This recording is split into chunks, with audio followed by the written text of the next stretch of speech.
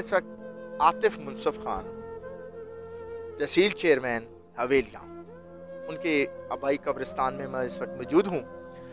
यहाँ पर हम एक ऐसे निडर बेबाक नौजवान की बात करेंगे कि जिसने अपनी ज़िंदगी का जो ज़्यादातर हिस्सा था वो गरीब के लिए वक्फ कर दिया। सियासत इनके ख़ानदान से चली आ रही है।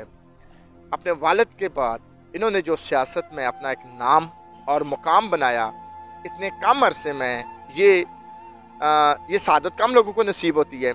लेकिन आतिफ मुनसफ खान की अगर बात की जाए तो इन्होंने अपनी जो ज़िंदगी का ज़्यादातर टाइम था वो गरीब के लिए वक्फ किया। कोई भी इवेंट हो, कोई ख्वाह शादी हो या गमी हो, हर जगह वो पेश रहते थे।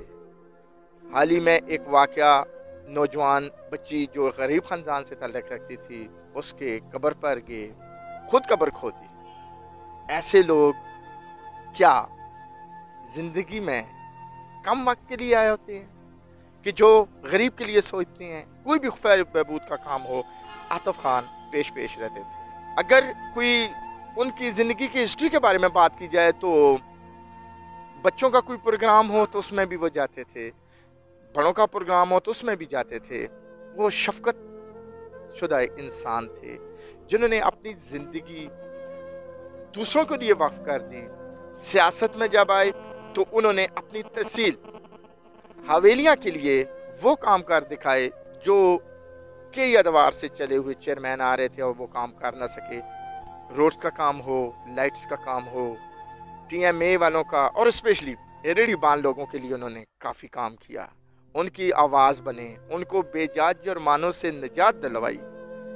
क्या ऐसे शख्स को जीने का हक नहीं था? इंसानियत पे हमले होते रहे, इंसानियत की तजलील होती रही, तो क्या हमारा ये मुआशरा हमें माफ़ कर पाएगा? आज हम ऐसे, ये कब्रिस्तान भरा पड़ा हुआ है, आप देख सकते हैं, लेकिन क्या हम इसी तरह कत्लो गारत का बाजार गम करते रहेंगे? ये आतिफ खान अकेला नहीं गया, इसका पूरा ख़ानदान चला गया, इसके चाहने वाले चले गए, सब गम हैं इसकी, स्पेशली वालदा मोहतरमा और इसके बच्चों। इनके बच्चों का किसी ने सोचा? किसी के भी बच्चों का सोचा? एक हमारा नौजवान पुलिस वाला, वो भी शहीद हो गया, वो भी किसी का भाई था, वो तो ड्यूटी दे रहे थे। लेकिन जब तक हम इन तमाम वाक़यात को सही तरीके से नहीं लेंगे, तब तक ये कत्लो गारत बढ़ता रहेगा।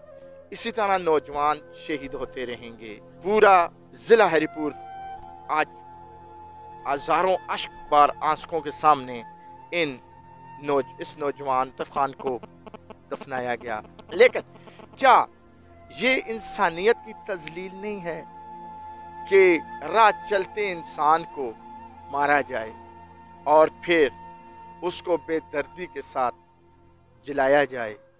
क्या हमें ये इंसानियत दिखाती है? हम किधर जा रहे हैं? हम कब बदलेंगे?